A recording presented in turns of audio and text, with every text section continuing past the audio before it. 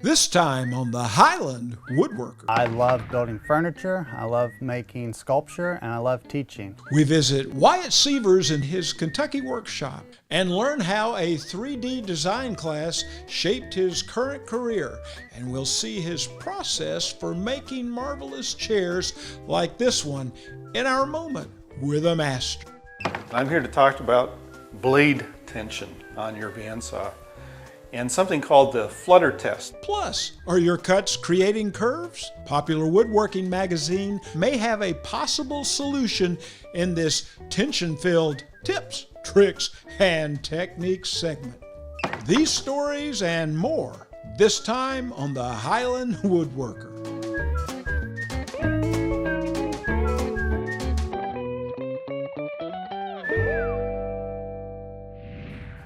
Hello, I'm Charles Brock and I'm a Highland Woodworker. I just love coming to Highland Woodworking in Atlanta, Georgia. It's where I get all my fine woodworking tools and a great woodworking education. When I first saw Wyatt Severs' work online, I thought I was looking at furniture and sculpture from a wood artist who had spent an entire lifetime mastering the craft. However, Wyatt Severs found his calling as a maker while attending college. Let's meet Wyatt now at his Kentucky workshop and spend a moment with a master. Wyatt Severs. Chuck. Yeah, so nice to be here in Murray, Kentucky in your shop. You know, you have a brilliant resume. I was just blown away when, I'm not going to say I discovered you, but you have taught at all the great schools. Have brilliant portfolio. Tell me something about Wyatt Severs. How did you get here and how did you become who you are? Well, I've been doing this for 12 years. I kind of stumbled upon it when I started at college here at Murray State University. And I was just sort of bumming around after high school and took a 3D design class with a gentleman named Paul Sasso and found the material wood, and it just clicked. Fell in love with it and went on to take another class and became his assistant soon on, and just it's been nonstop adventure from there. Well, it sounds like everything just kind of clicked, but there's something back in young Wyatt Severs where this kind of all started. Tell us about what you were like when you were a kid. Well, I grew up in the rural country of Illinois, playing in the woods every day. Just a real love for nature and trees, and I have first memories of woodworking and my father tinkering in his shop and whittling things. At the time, my mother was going to school to be an architect, watching her do architectural drawings in the yard, and just early on became really interested in making and designing things, and just have never stopped. Well, you know, I think that's so important that your family kind of set the stage for you to be an artist or a risk taker. They didn't say, hey, don't go do that, go add up these numbers. I mean, yeah, so you ended up, I think you told me your mom moved. We moved to Murray when I was about 8 years old so she could finish college. And I grew up here for the most part of my life, and then just naturally after high school started taking classes at Murray State. And I was very heavily into drawing at the time, as I think a lot of artists, that's where they start. And then just taking classes and just found wood as this endless way of possibilities. You know, if you're willing to put in the time and the thought, do the work, the math, you can build basically anything and to any standards. And so I just started finding woodworking every way I could. Yeah. Well, it's important to have kind of a mentor group around you. Yes. It sounds like you found that group, or at least a particular person, and so he set you out on an adventure to work at some of the a lot of craft chosen schools. Yeah. Yeah.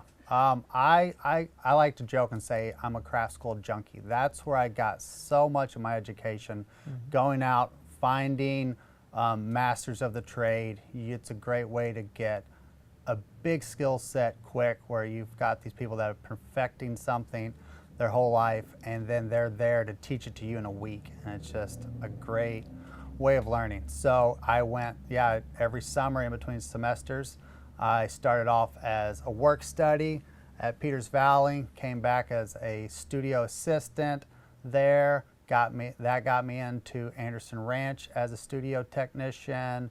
Then once I finished college, I went to Aeromont School of Art and Design as a resident, and from there I grew on to Penland, made connections there, and I've been studying and teaching there ever since.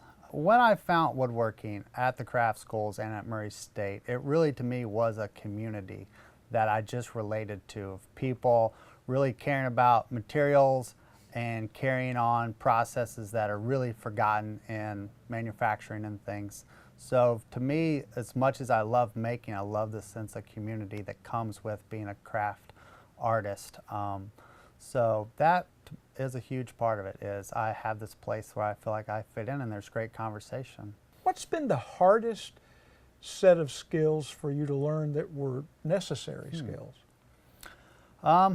Controlling ambition and not getting in too deep. You know, I shoot for the moon every time, so reeling myself back in and finishing projects that are manageable to actually lead me on to the next one. You know, I've jumped into things in the beginning that I thought I'd knock out in 3 weeks, and 3 months later I'm finally putting the oil on it. So I think, just being reasonable, that's the hardest thing to learn, but I'm getting there. Well, I think that's a characteristic of the artist too. Yes. Artist has to think big first, and then has to whittle it down, or the project becomes whittled down to finally, this is what we can do at this point. As a woodworking artist, what is it that intrigues you the most? What do you like to produce?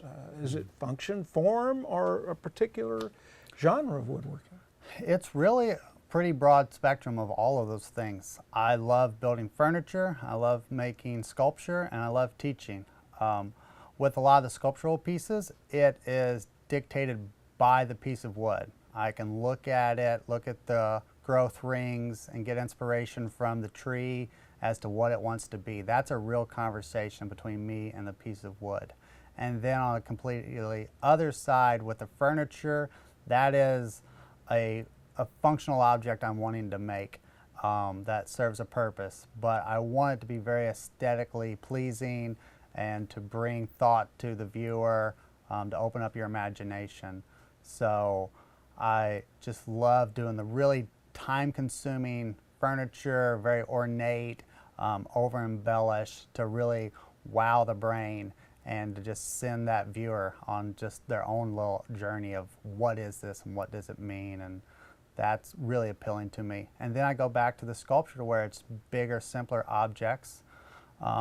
And then I go out and teach the trade as well, and that really influences all the things I do, just keeping the gears turning. Speaking of keeping the gears turning, woodworking is problem solving. Everything is, okay, I've got this vision, or I'm trying to get here, how do I do it? What kind of problem solving methods do you have? They're pretty endless. I love to, it's kind of a reverse engineering process for me. That's the way you have to go about a lot of woodworking, is you know what you want to do or what you want to achieve, the product, so you then you start working backwards to see where to start. You know, I work from a life-size drawing as much as possible, figuring out all the steps on paper, and it really helps you foresee structural issues and get it just the way you want it. Wyatt, I can tell from looking at your work that you've had a foundation in working with bricks. I have. You know, I actually had a large amount of bricks that I used to play with as a child. And you still do masonry from time to time. I do some masonry work. I love brick and mortar. But yeah, it shows up a lot in my work, the brick pattern. I think that is me just kind of paying tribute to our ability to take material and build from it, and the thought that there is this underlying structure behind anything pretty much in the world of its skeleton. of what holds it up and what's behind that, making it possible. So the brick pattern for me is kind of like a sneak peek of what this object is made out of. And it's something that the viewer can understand, so I feel like it brings people to the pieces, make them comfortable, helps them kind of get their own thoughts going about it. Now, where do you want all this to lead 5-10 years from now? What's your vision? Well, I mean, my real goal is, I feel like I've achieved it. I just want to keep fine-tuning it, you know, as I grow in the art world, just being able to teach more and influence more. You know, just in the last few years, I've gotten to the place where I'm able to start bringing youngsters in as assistants, giving them the opportunities that were given to me. So just growing as an artist that gets to do this every day for a living is my real goal. And just passing it on, like the way that it has come to me, is to make sure it goes on somewhere else. It's such a young age, relative to myself, I guess. That is a tremendous goal. People your age usually don't see that as a goal. And that could be the legacy that you leave. Tell us if you've got a legacy that you would like. I'd like to be remembered as. Oh, you know, it's just nice being somebody that people think highly of, you know, being helpful, and, you know, like my mentors, if I can just be that to somebody else, you know, that's all I can really ask for.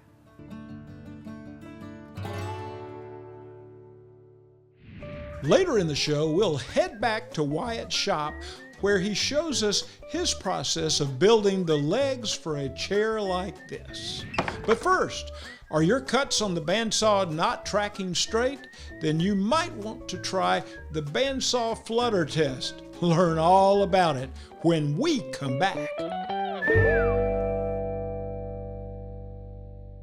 I'm just an average, down-to-earth woodworker. On a scale of 1 to 10, I'm probably about a 5. But one place I score a perfect 10 is right here, and I plan on keeping all 10. That's why I have a saw-stop table saw. And there's more. Plenty of power, superior dust collection, and absolute accuracy. These features have made it the best-selling cabinet saw in America. Let Highland Woodworking help you put a saw-stop in your shop. Meet the BORA Centipede, the lightweight and portable workshop table that supports up to 3,000 pounds, stores in a small space for tight shops, and opens into a work table to bring your work to a comfortable height. This makes the perfect companion for your track saw. Comes with X cups and hold downs to secure your work. Upgrade your shop today. For 35 years, Leigh has manufactured the world's best joinery jigs. From our award-winning dovetail jigs and mortise and tenon jigs, to newer innovations like router table jigs. Easily add strong, beautiful joinery to your woodworking pieces, like half-blind dovetails, box joints, mortise and tenon joints, and through dovetails. Leigh, simply the easiest and most versatile router joinery jigs.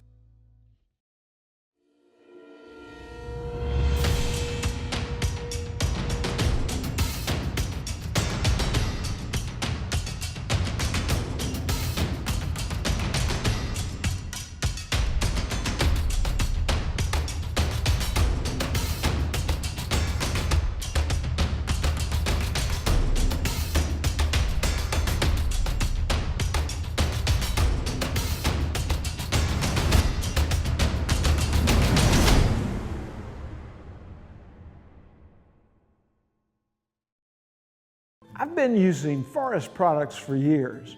You know, they're the maker of the Woodworker 2 saw blade. Gives great cuts on your table saw every time. Now I have a chop master for my miter saw. I have a dense piece of 2x2 walnut, and as you see, it cuts like butter, leaving clean cuts at 90 degrees. Forest, the cuts will make you smile every time. Highland Woodworking has been a leader in woodworking education for more than 30 years. They offer all kinds of woodworking classes year-round, ranging from how to hand cut dovetails and mortises, to how to sharpen a plane or a chisel, how to build a cabinet, a chair, or a bookcase, or how to turn a wooden bowl. There are classes on wood finishing, French polishing, and even antique furniture restoration. For a list of upcoming classes that may interest you, just look in their catalog or go to highlandwoodworking.com.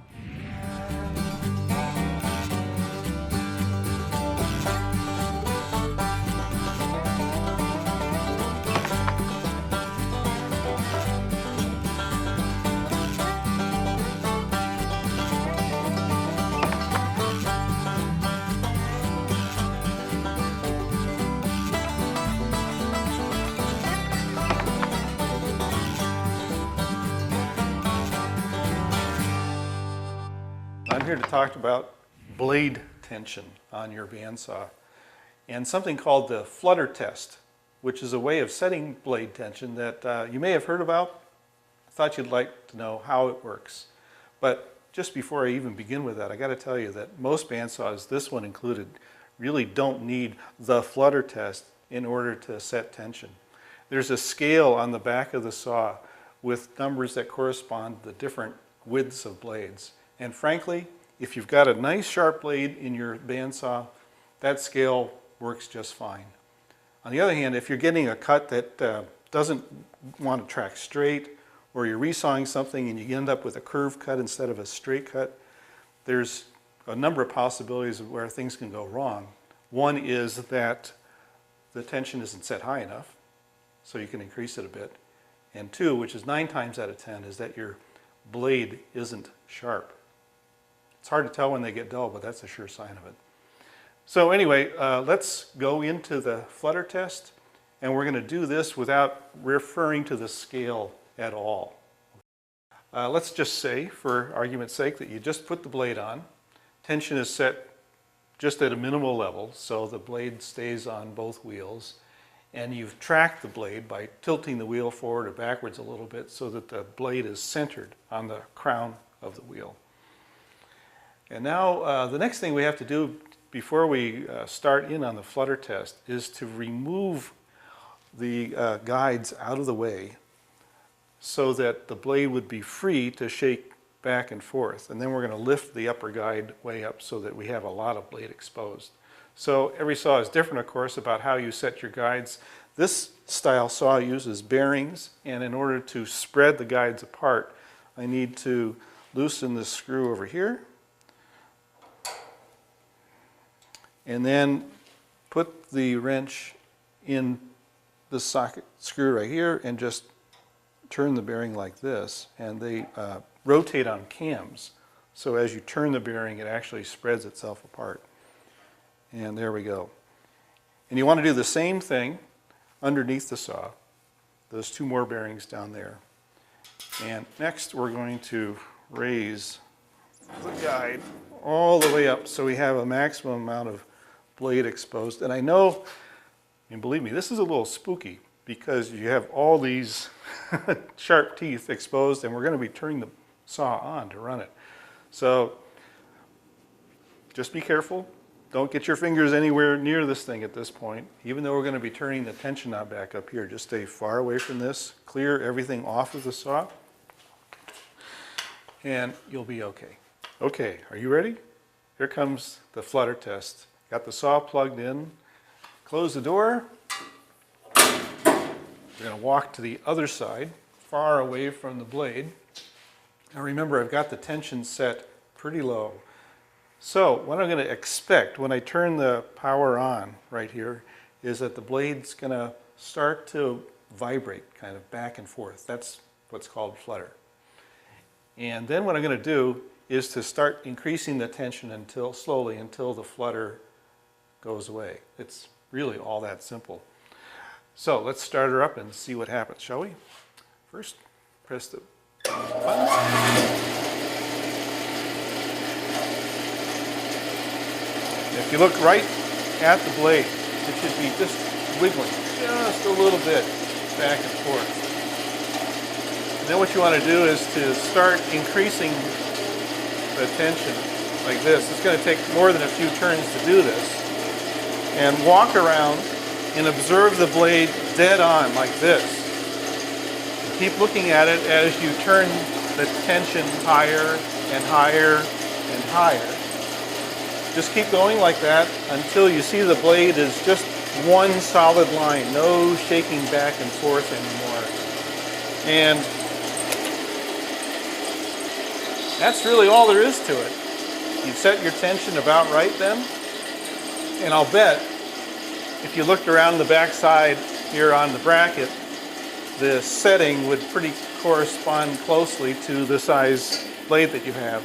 And obviously then you want to set your blade guides close to, well, first you lower the post to whatever working height you need it, and then set both blade guides upper and lower in their appropriate place, and you're all good to go. Coming up, a leg shaping exercise at Wyatt Severs' workshop. Stick around. You're watching the Highland Woodworker. Highland Woodworking stocks a wide selection of RIKON power tools, known for their innovative design and rugged durability. Highland has sold thousands of RIKON's industry-leading bandsaws with sizes to fit every woodworking need, from the compact, affordable 10-inch model to competitively priced 14 and 18-inch models. Shop us also for RIKON's reliable planers, lathes, and professional low-speed grinder, all with an exceptional 5-year warranty. RIKON Power Tools. Whiteside Machine Company has been in business for over 30 years, providing customers with quality router bits. Fine Woodworking Magazine has declared Whiteside router bits best overall and best value when compared against 17 other brands. No matter the router application, they have the type and profile of carbide router bit you need. When you put a Whiteside router bit to work in your shop, it is guaranteed to make you smile. Well, this is the magic moment when my masterpiece, or your masterpiece, comes in contact with Masterpiece Wood Finish Oil. It just comes alive. This is a great piece of wood, and it's going to just look brilliant. Masterpiece Wood Finish causes your masterpiece.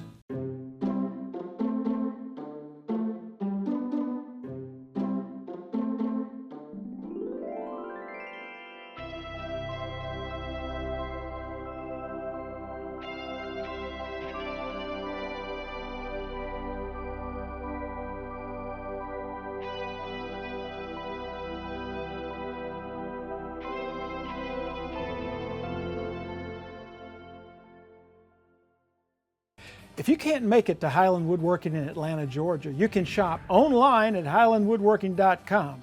They're great at getting what you want to your shop quick.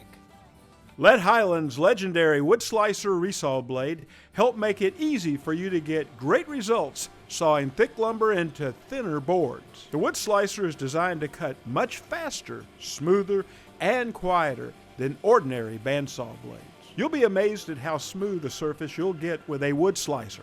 Its variable tooth pattern greatly reduces noise and vibration. Order a wood slicer from Highland Woodworking for your bandsaw today. Wyatt, I just had to see it after seeing it online. This is a beautiful chair, and I understand that you had a vision to make a chair as comfortable as you could make it. That is what I set out to do when I designed this chair. Yeah, I took some very tight measurements from my lumbar and my leg height and everything, and drew those out and then designed the chair around it. So this is the lumbar support. it is, yeah. And then your back kind of floats, I guess, in the lower back. And then it's got a wonderful S-curve here. Yeah, it's got a little lift on your legs, so you don't feel like you're sliding off the front. This chair is designed so when I'm installing the back panel for a client, I can make micro adjustments for different heights.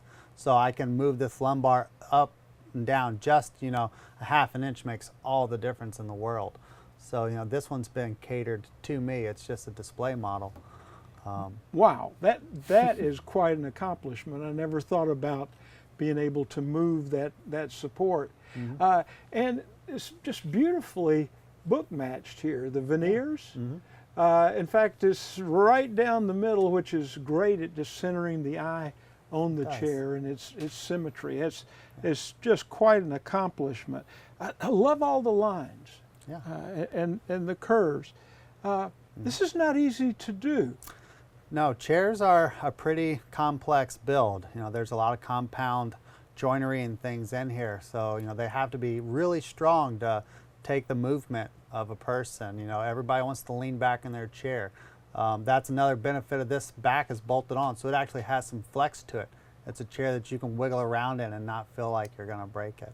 Now, you're making a set for a customer right now. Yeah, the material you have piled up behind you there, that's a solid walnut set for a person. Well, that's going to be a beautiful set of chairs. Now, there's the drawing, I believe, let's take a look that at you it. started. Yeah, so I started with the full-scale drawing to figure out all the geometry and everything, and getting the stress points taken care of, and it makes it easy when you have this to go from. I took the time and made this, and now I can take my bevel gauge straight to the piece, take a measurement off of it directly to the table saw, and it's just a direct method. So you're not figuring out angles and math, you're simply following the drawing. Now, you have a particular philosophy about tools and efficiency. Yeah, well, I like to think that I do my woodworking the same way it's been done from the beginning of time. I use the most efficient tool I have available to me, the way that's been done since the pyramids. So use an axe if an axe will do the job. You got it, yeah. Yep. And if that doesn't do the job, get a bigger axe. You got it. Or joiner and planer comes in pretty nice as well. There you go. All right, Yeah. now show us how you make one of these beautiful legs. This is close to the end product, you know, pre-sanding here. I'm really into my fabrications of jigs and things. Anytime I can add another process to it, why not, you know? So this is the jig that's made this leg basically. It's just from MDF. So it's held together, as you can see, with some dados. And I've shaped one of these and then used a router to match it to the other side. And what I'll do is I'll cut a piece of wood to size. It fits in there. I will trace my line with a pencil, then take it to the bandsaw. One other thing that's nice is, I didn't use it there, but I'll put in these holes, and that can be a really good way to push a piece out that gets stuck in there. That's just well thought out. Why, thank you, thank you. So yeah, you can see the lines on this one. So I'll trim close with the bandsaw and then take it to the flush trim bit on the router and clean it up. So I'd like to do that for y'all now, run you through the process. All right, let's go see. All right, so our first step is to joint the board. That is to get one side flat. Use my pushing tabs.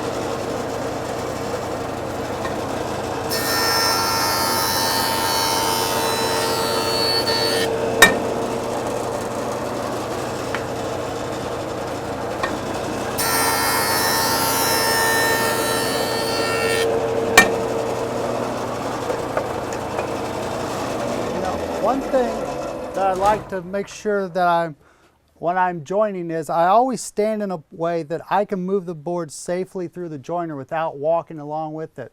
So you'll see me find a stance where I can take the board all the way through the machine with just a movement of my hips. And I find that to really be a safe way of doing things. All right, Chuck, we have our one side flat and smooth off of the joiner. Now we can take it to the planer to parallel, flat and smooth the other side. Okay. All right, so I like to crank it up, bring it in until it just catches, and then I'll pull it back out, turn it back a little bit.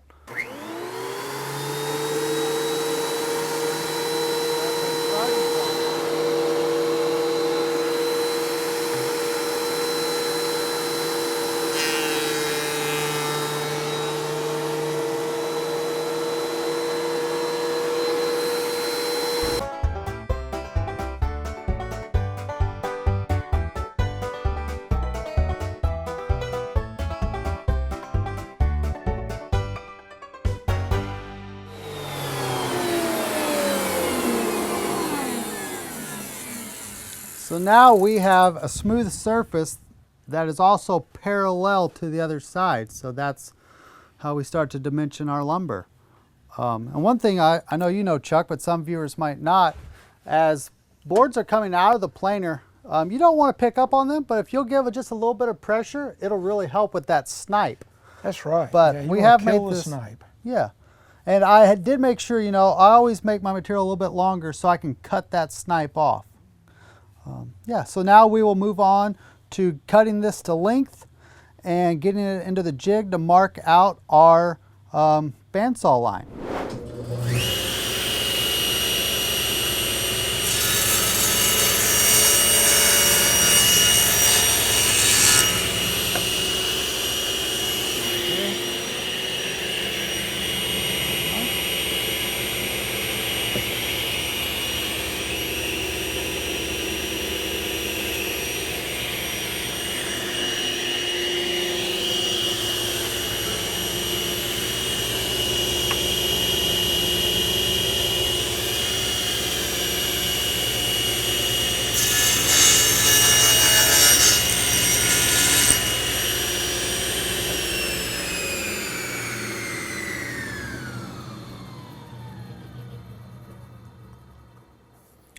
And Chuck, one thing that your viewers might find helpful is I like to use these disposable wooden fences, and because I can adjust this into the blade, tighten it up, make a cut, and when I pull that back, I know exactly where my cut's going to be, and I can line that up with a pencil mark.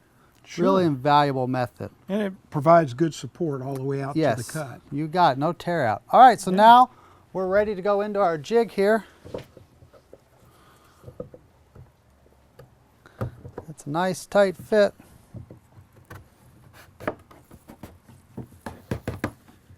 Got a little hide mallet here. And the tight fit's important. It is. You don't want it moving around when it's going through the shaper over there. That is true. All right. So I'm going to mark a pencil line here now and then pull it out. All right. So this is when these holes will really come in handy to push that out. Yeah. Like you said, you want a tight fit.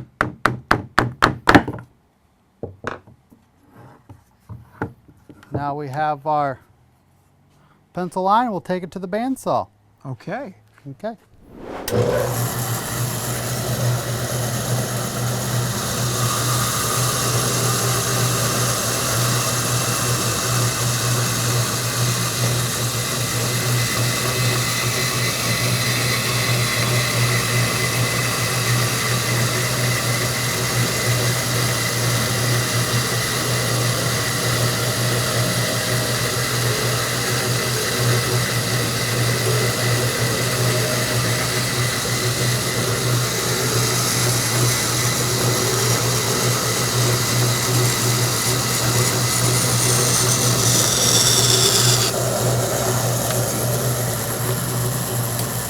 All right, we've removed 90% of the material. Now we're ready for the router.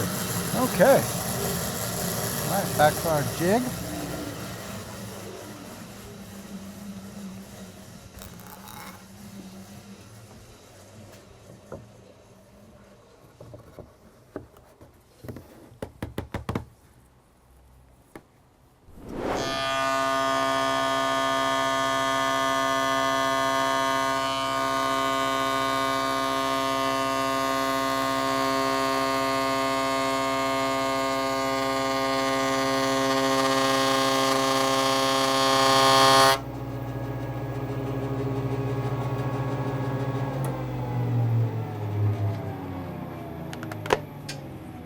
Flip and repeat. Yeah, just a nice clean cut. Nice and clean. Yeah, that is nice. Just there you go. So where will you pick up as far as sanding that? I will take that back to, this is a good clean cut. I'll actually start that at 180. I see. Yep, and I'll go down to 320 to 400, then I'll wet sand it. Yeah, very Yep, nice. So I'll So now you're going to just I'm gonna rotate flip, it. I'm gonna rotate and do the other side. Yeah. And then we'll come back in. We'll do the foot just by hand with a bandsaw and a sander. Okay. Yeah.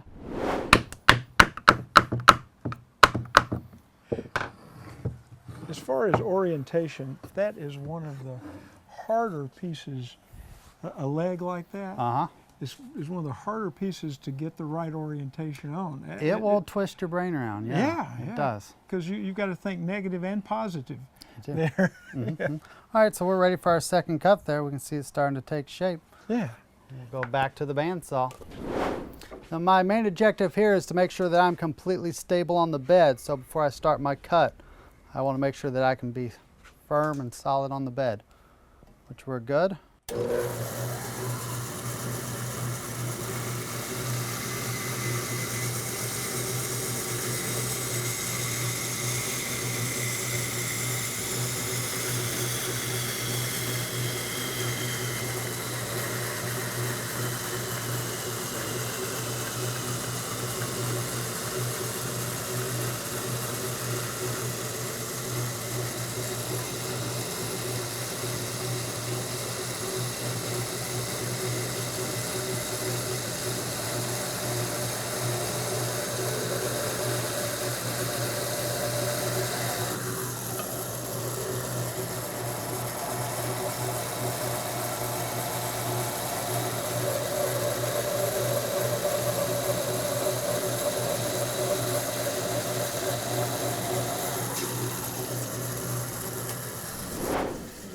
Now we're ready for business again.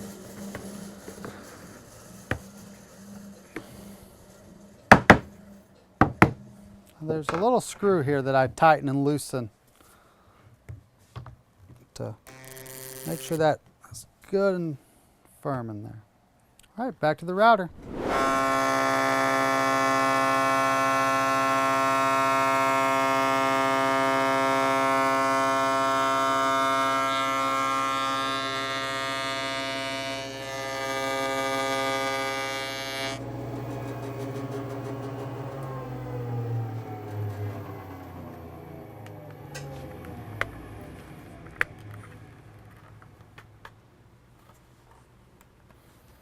That's the kind of fit we want.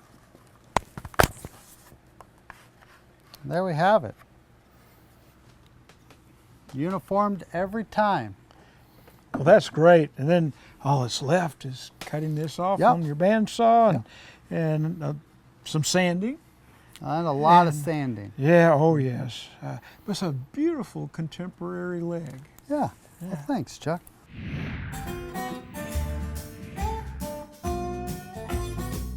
Dovetailing requires lots and lots of tools and lots of headaches. Leigh Tool Company can replace all this with their new TD330. Let's find out about it now. For over 35 years, Leigh has built a reputation of quality and innovation that continues with the Leigh TD330 through Dovetail Jig. This through Dovetail Jig is a cost-effective and easy-to-use jig for routing through dovetails with the patented Leigh joint fit.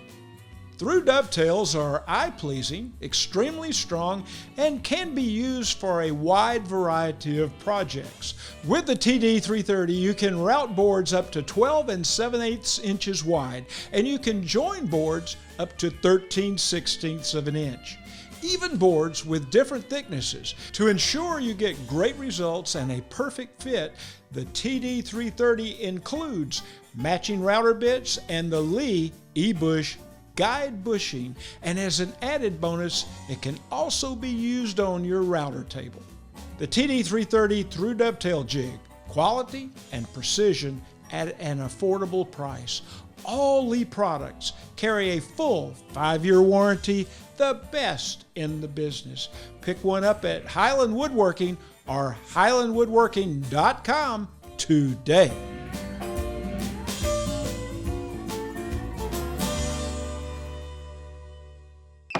Improve your woodworking experience. Sign up for Wood News Online, a monthly newsletter showcasing the latest news, tips, and classes Highland Woodworking has to offer. By signing up, you'll receive the latest episode of the Highland Woodworker, special store promotions, and Wood News Online delivered straight to your inbox. Sign up today. That's all the time we have for the show today. But Check us out on social media and come back to see us next time on the Highland Woodworker.